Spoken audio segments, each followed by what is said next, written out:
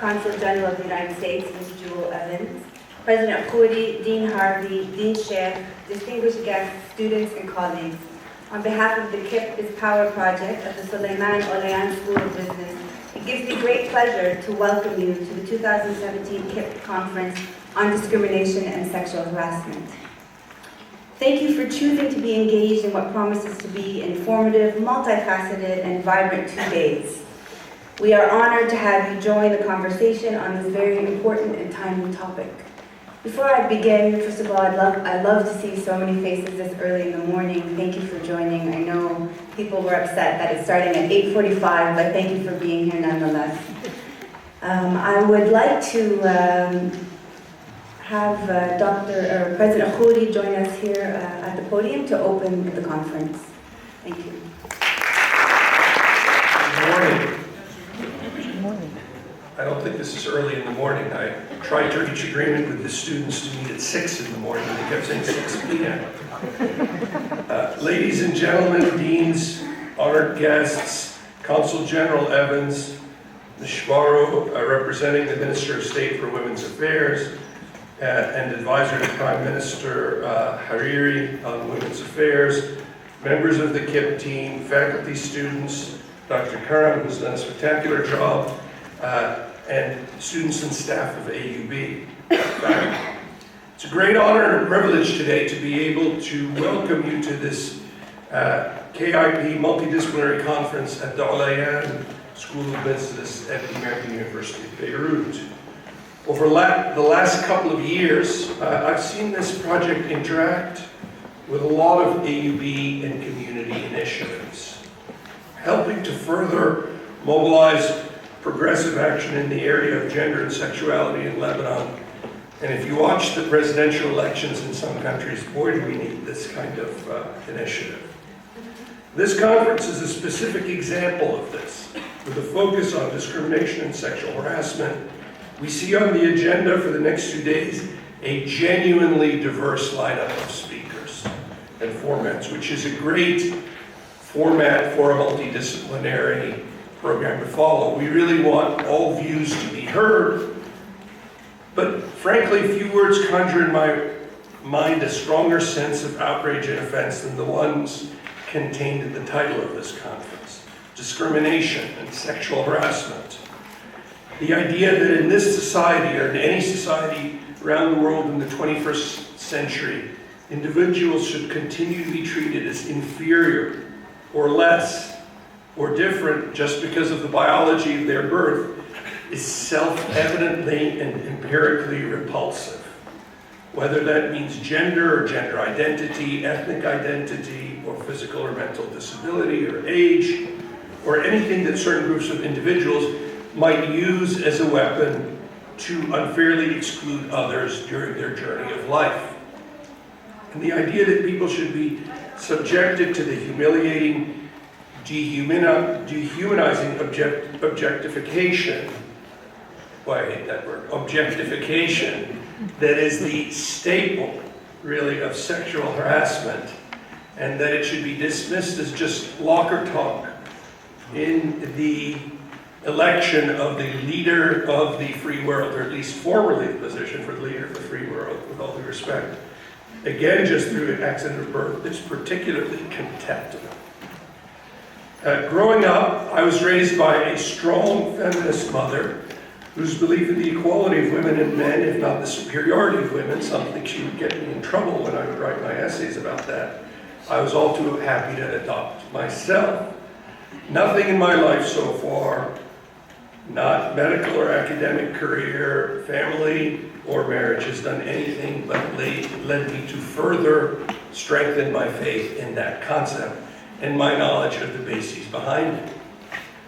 Well, I believe that the educated and liberal-minded grounds of the American University of Beirut are a much safer space for women, a space where women's lives and careers, where their liberty to be who they want to be, are supported and nurtured much more than elsewhere, not just in Lebanon, but in the Arab world.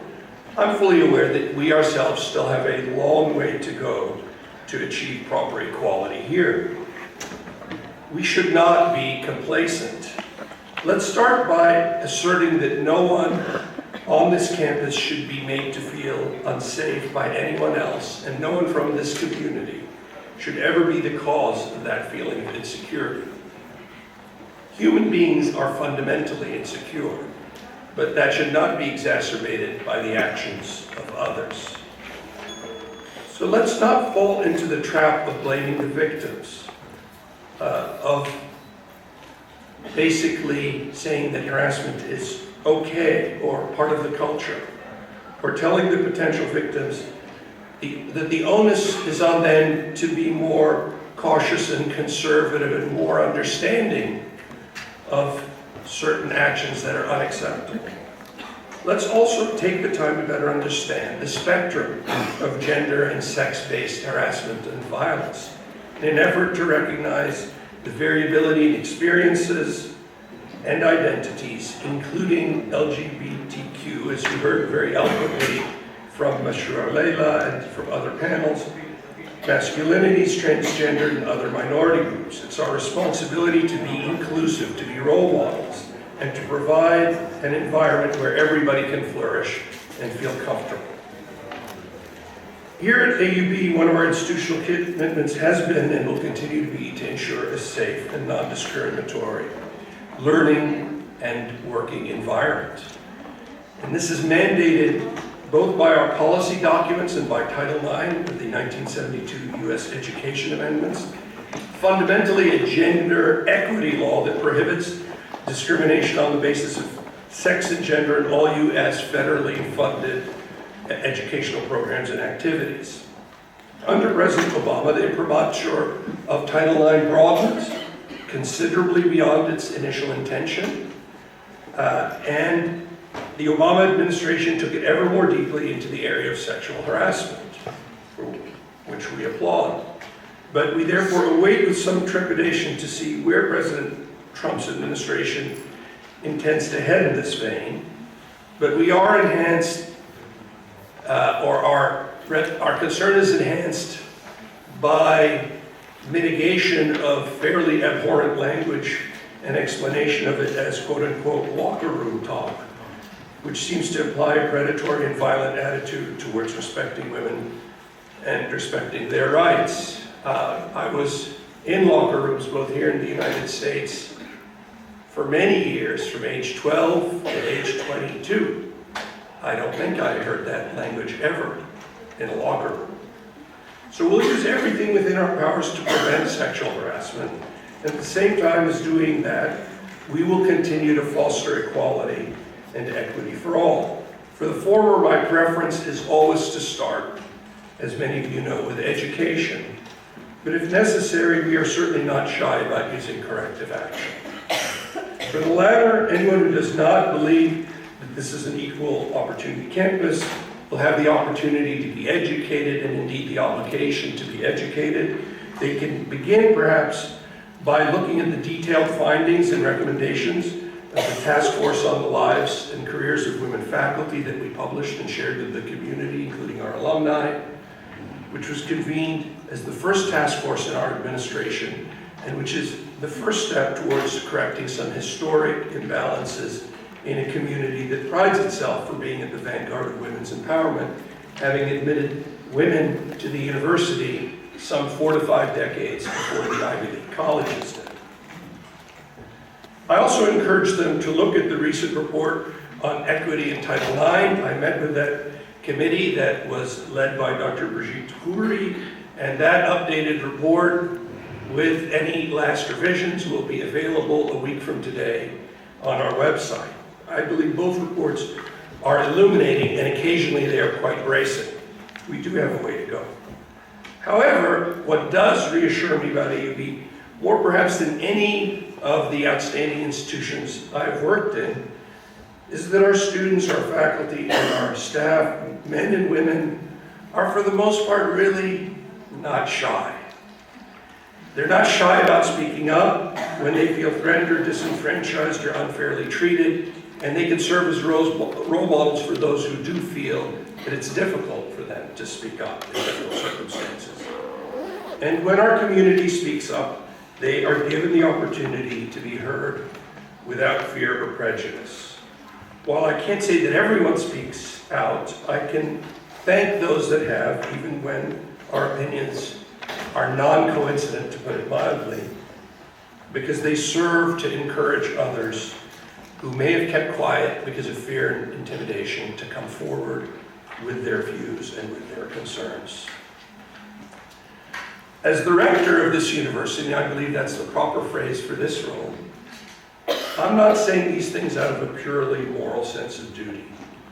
Candidly, a more level, more egalitarian playing field is not just better for women and members of the LGBTQ and other minority communities, it is better for all of us. It will lead to major strides towards academic excellence.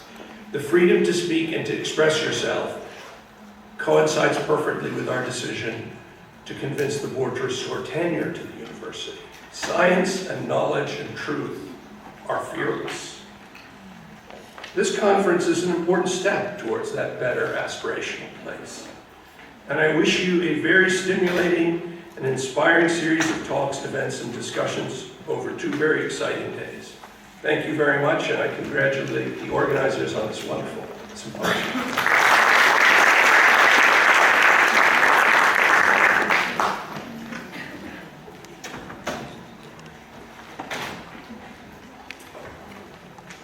So I just want to start by saying that by choosing to be here today, you really do join a group of diverse voices across disciplines, sectors, generations, working to make a difference and bring change. Echoing much of what Dr. Khuri said, we've been working very hard over the last 2 years and reaching out to many different partners. From the outset, the KIP team would really like to thank the U.S. State Department and the Secretary of State's Office of Global Women's Issues, our generous donors, for the Federal Assistance Award that really made this project and the conference possible. At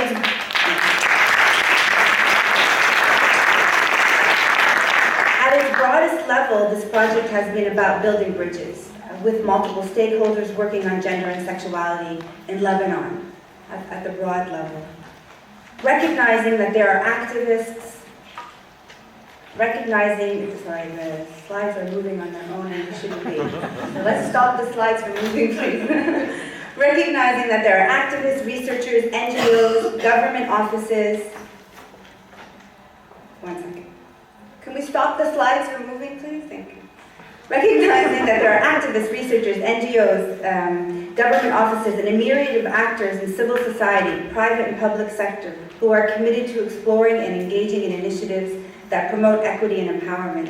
The KIP project is here to support and to further bring these stakeholders to the same table to discuss, debate, to build cross-sector, cross-disciplinary bridges toward a better future. To me, KIP has been and continues to be a tool to mobilize various initiatives already doing great work, a tool to build further momentum, as you will see as evidence today in the conference and tomorrow as well. In its first year, the KIP project has worked to build momentum through various initiatives. As part of this work, we have funded 15 studies. These 15 studies are also going to present initial results from their findings at the conference. And the 15 studies focused on exploring issues around themes identified in a series of roundtables that we held with stakeholders working on the ground in Lebanon across sectors. Some of the main themes that emerged from these roundtables, I think, set the ground for research and activism, set the ground for building bridges between research to inform better activism and stronger activism. As we see, some of the topics include thinking about barriers and facilitators, affecting participation and representation of women and marginalized groups, whether that's on organizational boards, whether that's within the government, conceptual etymology and legal genealogy of gender and sexuality and bodily rights, health and well-being practices and perceptions, youth and young adults in relation to gender equality and sexuality in Lebanon. And the final theme, which is really the focus of our conference, is sexual harassment and other forms of abusive behavior or discrimination. This particular theme emerged across all of our focus groups in year one.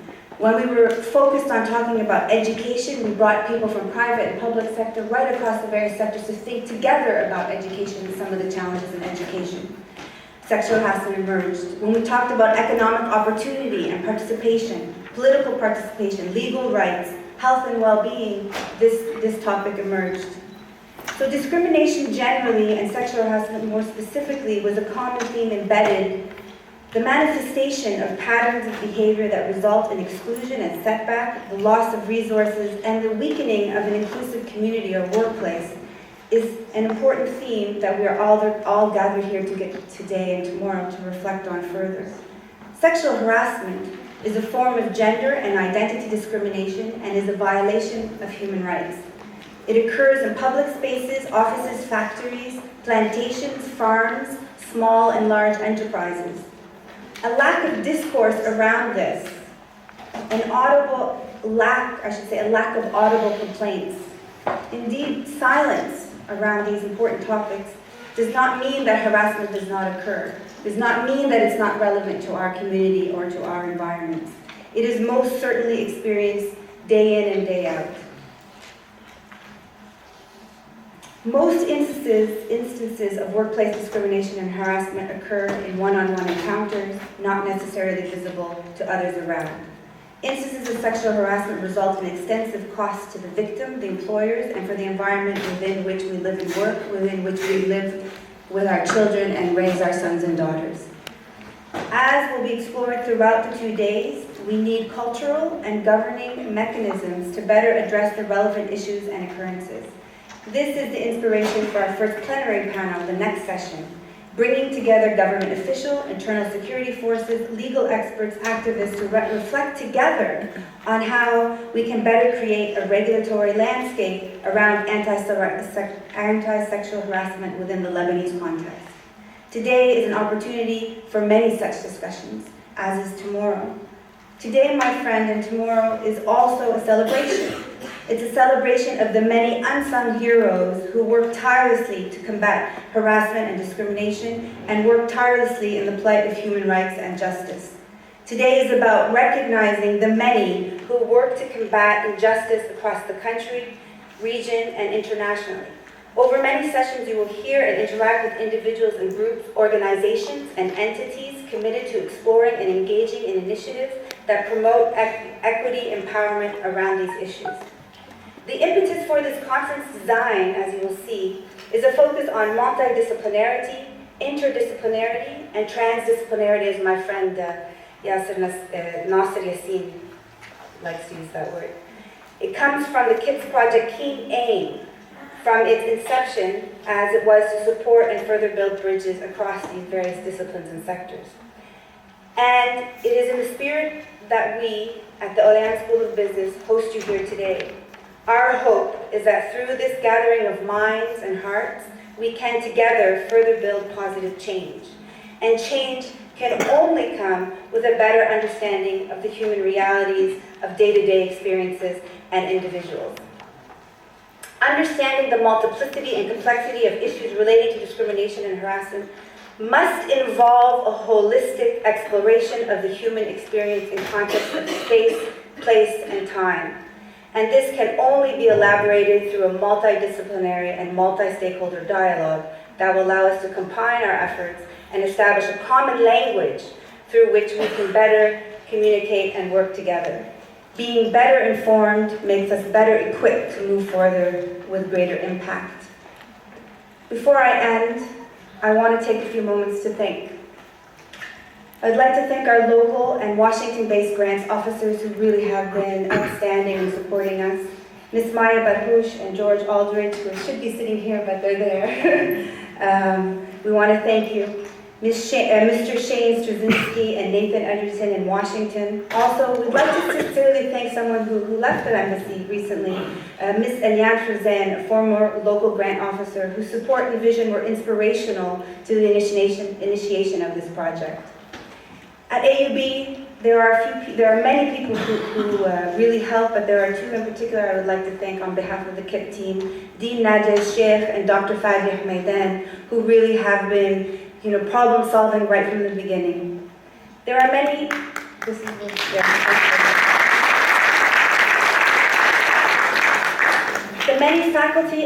we have many faculty and student partners across AUB who have engaged in KIP activities from the very beginning, from reading circles to events to initiatives. I wanted to point out one specific, Mr. Sani Abdul Baki, who's from the Faculty of Arts and Sciences, who teaches a class called Theater 222.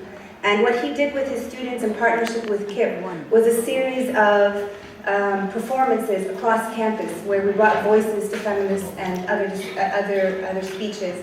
And you can see them online, they're wonderful. Here are some pictures of that today. I would like to thank also the students. Students were a central part of the KIP project, as you'll see from the pictures that have been going on as I speak.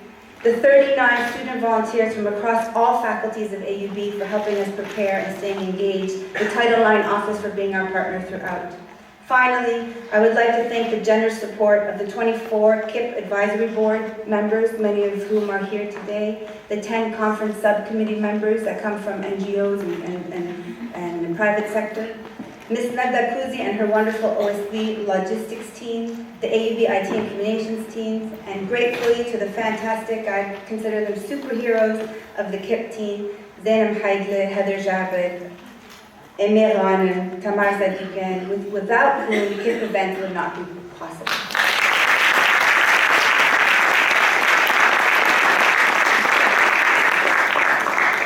Without further ado, I would like to please welcome to the podium Dean Steve Harvey to give a few minutes.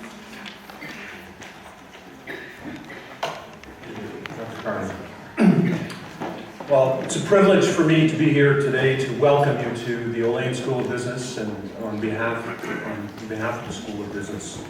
It's a privilege, and in fact I would say I'm very proud to be doing so as the Dean. And I'm proud for two reasons. One, selfish, and one, of course, I think our obligation as an institution. The selfish part is that I spent the better part of my career doing research on abuse in organizations, looking at various forms of abuse and its impact on individuals, societies, and organizations. And I can attest to the importance of this and the role that it plays in our futures and that we examine this together. So I'm humbled by this, and I'm very excited and very supportive of where we're going. I also think as an institution, as a business school, we have a role to play in making a difference in society. And all of the topics that we are talking about throughout the next 2 days are extremely important to our future. A future of inclusiveness and diversity is how a society moves forward, and its institutions and the people responsible, I think, are part of that. Now, when we look at, I'll be brief here, but I think one very important point needs to be made that at least I'd like to make before I see the stage, is looking at the notion of knowledge is power, which is what KIP stands for. I really believe that knowledge is power, and that what we are doing is we're infusing knowledge into people to give them the power to come back, to deal with, to rectify, to alleviate, to change, to modify the circumstances under which many people, of course, suffer and live from day to day. And that's important. But I think we need to also reverse that thinking, expand it and say that power brings with it knowledge. And it's important that myself, other leaders in the room, whether they're civic leaders, institutional leaders, such as Dr. Khuri, who spoke earlier, that we recognize that it is our obligation to take that power and the knowledge that we garner with power and to share it extensively. Because power, at the end of the day, is a very, very important part of how we move in our societies. So over the next 2 days, I hope to reflect on how knowledge is power, but also on how power brings, of course, much knowledge that should be shared extensively within society to better us all. I hope that what we've seen here in terms of the faculties working together, the business school with the other faculties at the university, is expanded in all senses of the word within the university and within society. All institutions must come together to deal with problems of discrimination and sexual harassment. And I'm convinced of that, as you would know from my own personal experiences. The real crimes, I think, are in the lack of sharing of power. I think knowledge is power, power brings knowledge, but I think in the end what we're really talking about, what I want to leave you with, is the notion that through power, okay, we can build on the real goal of diversity and inclusiveness. So hopefully we're moving towards what I would call a PID, which is power in diversity, that we recognize that it is important, that it is through inclusiveness and diversity in its truest sense that we will find a better society. I wish you a great 2 days. I'm excited by your presence here, and please be with us beyond these 2 days. We're committed to this cause. Thank you.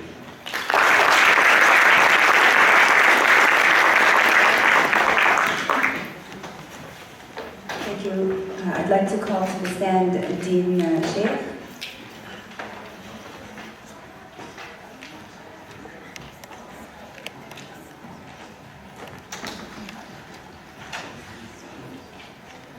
Dean Harvey, Consul General, Mrs. Jewell, Ms. Abir, representative of the Minister of State for Women's Affairs, Professor Karam, members of the KIP team, dear colleagues, dear friends. The KIP project, Knowledge is Power, is a comprehensive program with the purpose of promoting cross-sectoral dialogue relating to gender and sexuality issues in the Lebanese landscape. I first learned about the KIP project through the reflection group that Professor Karam established at AUB in 2015. It was a timely and pertinent initiative that allowed faculty members from various departments and disciplines at AUB and from other universities to share their research on women, sexuality, and gender. I attended the meetings of the initial year and presented my own work to the group. It was an invaluable, enriching experience. From its inception, the KIP project had multiple perspectives. AUB faculty, but also faculties from sister universities within Lebanon and beyond. Academic pursuit, but also strong involvement in the daily lives of students and women at large. In short, it combined the intellect with the emotional, the brain with the pulsing heart. KIP's primary aim was to help unearth research on gender and sexuality in Lebanon, research that is sometimes deeply buried and hard to access. The other equally important goal was to create a platform for academia, civil society interactions and partnerships. With these two aims in mind, the KIP project gave an impetus to the gender studies and curriculum development at AUB, Lebanon, and in a number of Middle East universities. It also reached out to members from civil society as well as to a multitude of private, public, and legal agents. The KIP project has been especially precious for the AUB community. It helped address a serious gap in the AUB landscape that we in the leadership are very keen to fill. In addition to establishing a network within AUB, the KIP project, helped mobilize various initiatives, notably supporting the minor in gender studies hosted in my faculty, the Faculty of Arts and Sciences. Indeed, Karam's energy and vision were key in promoting the women and gender agenda within AUB and outside its walls. The KIP project has been a model project in the manner it has been managed, in the way it has been all-inclusive, inclusive of all AUB constituencies, but also in its ability to reach out to the communities within Lebanon and the region. The KIP project has been an important part of AUB students' life. It hosts the KIP Corner in Outlook, our student newspaper, and raises awareness of social issues among our students. Lately, it promoted the Natur Ashta campaign aimed at reducing and eradicating street harassment of women. KIP indeed enriches the education of our students both outside the classroom and within the institution's social fabric. KIP has worked tirelessly in Lebanon to create communications between institutions and communities. Over the last 2 years, KIP has brought forth new discussions and actions targeting not only sexual harassment and other feminist issues such as well-being and health practices, but also barriers to women to fully participate in government and the Lebanese leadership. I believe it is important to maintain a commitment to intersectionality, in particular within the academic community, and we welcome participants here today from all areas and disciplines. I hope this conference will be a big step forward towards a holistic understanding of the context we ourselves bring into our words and how open dialogue can bring new voices into the conversation. Peggy Noonan of the Wall Street Journal wrote, "Candor is a compliment. It implies equality. It's how true friends talk." This weekend, we come from a diverse range of backgrounds, and you must be honest and open with each other. We look forward to hearing about the research KIP has been spearheading, and we look forward to the actions and the new questions these conversations will undoubtedly provoke. We must keep the doors to safety, achievement, and leadership open, and we must encourage each other and support each other in stepping through them. Thank you, Charlotte and your team, and thank you all for being here.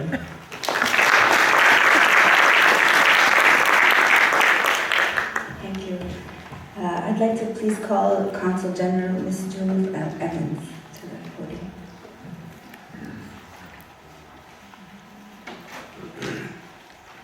Good morning, everyone. On behalf of the U.S. Ambassador to Lebanon, Elizabeth Richard, and the Secretary of State's Office of Global Women's Issues, I would like to extend warm greetings and reiterate my government's support for this path-breaking conference and for the aims of the Knowledge is Power project to promote gender equality and to end sexual discrimination and harassment in Lebanon. I would like to express my thanks to the Knowledge is Power Coalition and to the American University in Beirut for giving me the opportunity to speak to you today about gender equality. On International Women's Day, I had the opportunity to meet some of the extremely talented women that play an important role in Lebanon. In a reception hosted by Ambassador Richard, I spoke with a number of extremely talented female judges who made up 45% of the judiciary here in Lebanon. It's clear from their work that the women of Lebanon have the abilities needed to shape the future of the country. It's incumbent upon us to make sure that they have the tools and the opportunities to do so.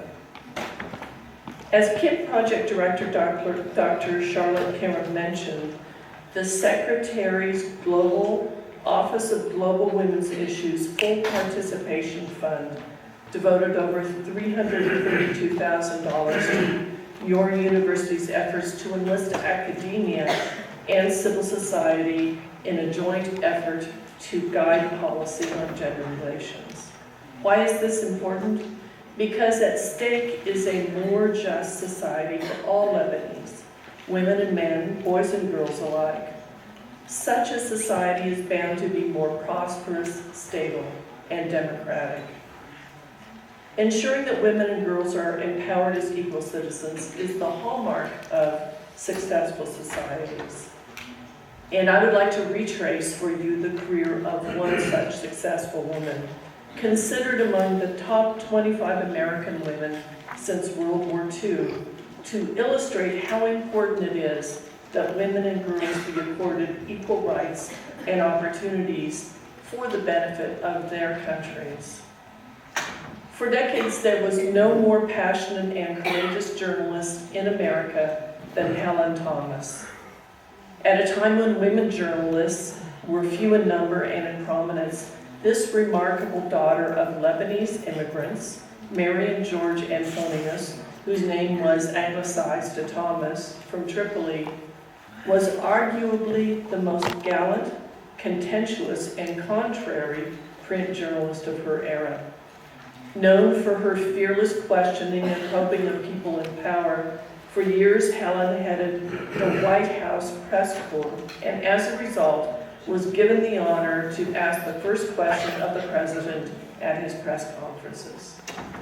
Over her long career, she asked tough questions of 11 presidents, from Dwight D. Eisenhower to Barack Obama. Questions that other reporters simply did not have the courage to ask. From a humble Kentucky family of 9 children, Helen Amelia Thomas broke down gender barriers to ensure that other women print journalists would not face the arbitrary discrimination that she confronted. She was the first woman journalist to become a member of the heretofore men-only National Press Club. She later became its first female officer. She was the first woman admitted to the Washington Press Club, more commonly known as the Gridiron Club, and the first woman to become president of the White House Correspondents Association. Described as the First Lady of Press, Helen Thomas would be a senior correspondent for United Press International for 60 years, and in 1970 was the first woman to be named UPI's White House correspondent. She would lead the White House press for nearly 30 years. Although she was seen in some quarters as the feisty scourge of presidents, Helen Thomas gained admirers for also showing deference to America's commander-in-chief by closing each White House presidential press conference with a straightforward, "Thank you, Mr. President." Even an adversary like former President Richard Nixon respected her professionalism, so much so that he invited her to go with him on his historic trip to China. President Obama saluted her as a true pioneer, and former CBS anchorman Dan Rather hailed Helen Thomas as a hero of journalism. Helen Thomas.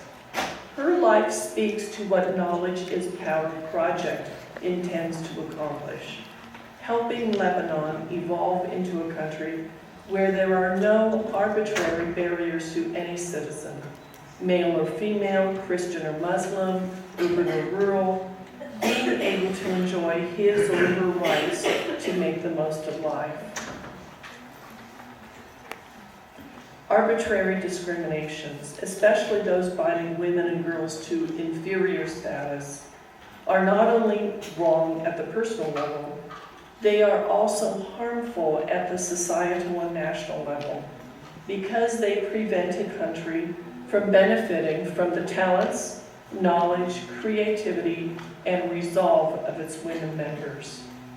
Their potential contributions to the common good are forfeited.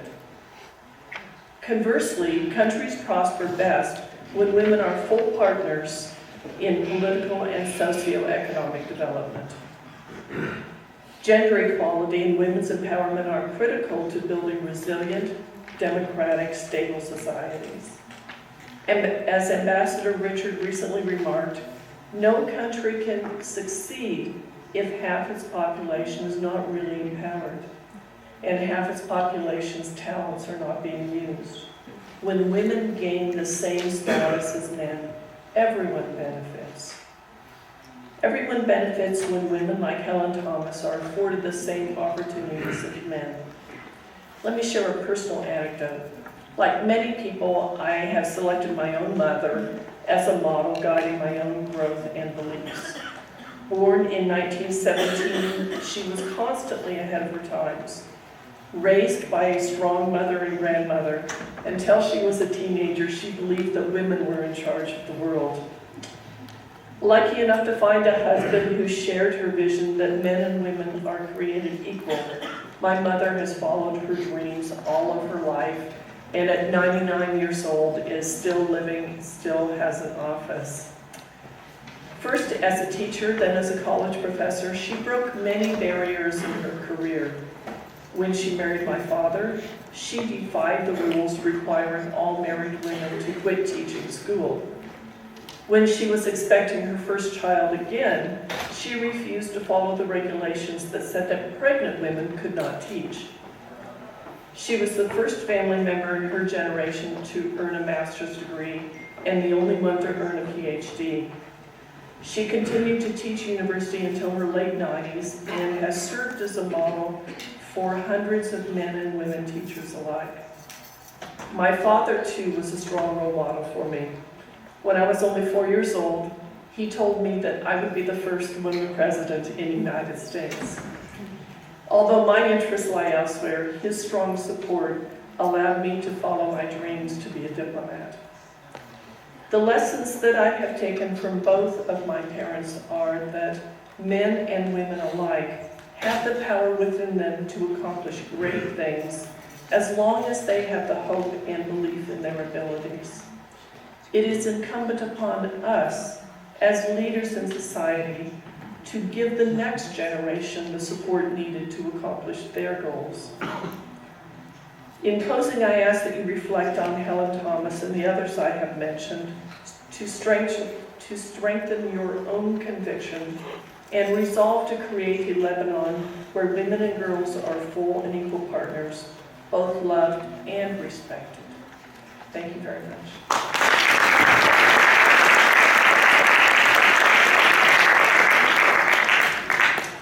I'd like to call to the podium our last speaker, representative of the Minister of State for Women's Affairs and advisor to the Prime Minister for Women's Affairs, Ms. Abir Chebaro.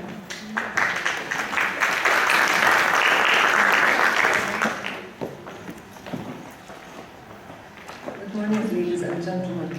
It's my pleasure to be here today at my alma mater and at this important gathering of representatives from across sectors and from youth to seasoned professionals, gathering together to discuss and debate central issues regarding gender inequalities and discrimination. Many of the intricacies of these issues have been central to our discussion at the newly formed Ministry of State for Women's Affairs. During a meeting with his team in the preparatory phase for the establishment of the Office of the Minister of State for Women's Affairs, UNSWA, Prime Minister Saad Hariri stressed that we have to create a change that will last and that will break the cycle of discrimination for good, so that the progress we will make prevails in future generations. He added, this won't be possible unless we initiate a reform of the laws to repeal and amend laws that discriminate against women and girls, and laws that sustain gender inequality. And we have to draft and enforce laws that will ensure their welfare. Guided by this statement, when drafting UNSWA's strategic plan, a roadmap for gender equality, it was decided to set legal reform to end all forms of discrimination against women and girls in laws as a primary goal, and to ensure that laws are grounded in gender equality and women's human rights. This goal aligns with the Sustainable Development Goals, particularly goal number 5 on gender equality and target 5.1, which calls on ending all forms of discrimination against women and girls, covering all areas of discrimination in law, policies, and practices. Despite some progress in the last few years, such as passing the Article 293 on domestic violence, abolishing the Article 562 on crime of honor, and working to abolish the Article 522 from the Penal Code that prevents the perpetrator of rape from being prosecuted if they subsequently marry the victim, the Lebanese legal framework still has many discriminatory laws. These range from the lack of enforcement of laws banning child marriage to laws enabling children to acquire their nationality, not only from their fathers but also from their mothers. Other examples include the lack of legal mechanisms to ensure women's participation in politics. For instance, the lack of legislated quota for women in the parliament. In this context, UNSWA has identified a series of laws for immediate intervention. Some of them is, number 1, a law addressing sexual harassment in public places and at work. This law has already been drafted and it was approved earlier this month by the Council of Ministers. Now it's awaiting to be voted on the Parliament to become effective. A second area of focus for us is a new law to penalize media that objectify and stereotype women, and it's being drafted. A third law that inhibits women to run for municipal elections in their native villages if their registration have been transferred to another village due to marriage is being amended to empower them. A fourth area of focus is the National Social Security Fund bylaws, which has many discriminatory articles. A proposal to amend these articles was submitted to the Council of Ministers early this week, and in order to give women equal rights by eliminating legal barriers to their full and equal participation in the workforce. Additionally, the Prime Minister and the Minister of State for Women's Affairs have repeatedly stressed the importance to have a women quota in the electoral law, and they will work to enforce it. Finally, the Council of Ministers started to implement a women quota in leadership positions based on a previous recommendation dating back to 2010. On March 8, 3 out of the 13 appointed security high officials were women, which constitute around 23%. However, even with our focus on tackling these laws, It's important to recognize that gender discriminatory laws are often rooted in discriminatory social norms, which remain pervasive and are difficult to change. We are committed not only to achieve legislative reform, but also to ensure that they are put into practice. In fact, the passing of a law and its implementation involves many steps and actors, all of whom have a part to play. It's only together that we can make a change. We need the expertise as well as the collaboration from start to finish, from drafting to lobbying, convincing politicians, accompanying the law through the parliament, and then making sure that it's implemented in practice. Moving from policy to practice requires a tremendous amount of coordination and a multi-sectoral partnership among governmental bodies, parliament, justice sector, academia, civil society, and organizations. ANSWA is working to build, nurture, and strengthen these synergies with various stakeholders. We are looking forward to bridge the gap between universities and the public sector. Partnering with projects such as the KIP, the Knowledge is Power project, with academia, civil society, and grassroots activists is essential to shifting perspectives among both lawmakers and the public. We will work with communities and leaders to understand which gender social norms are at play in laws for different groups of women. Also, we will support grassroots activists to raise awareness in communities and organize collective action against discriminatory laws and practices. Finally, I would like to take this opportunity to thank AUB, especially Dr. Fadlo Khuri and Dr. Karam and the KIP project for this opportunity. I am sure our teaming up to advocate for the implementation of the anti-harassment law and other projects will lead to the development of our country, a goal that AUB has always strived to achieve. Ladies and gentlemen, Martin Luther King once said, "Human progress is neither automatic nor inevitable. It requires the tireless exertions and passionate concern of dedicated individuals." Although we have seen some progress in Lebanon, yet we should foster the pace of change, because laws determine the choices women make in life, and because equality under the law is a prerequisite for gender equality. Thank you.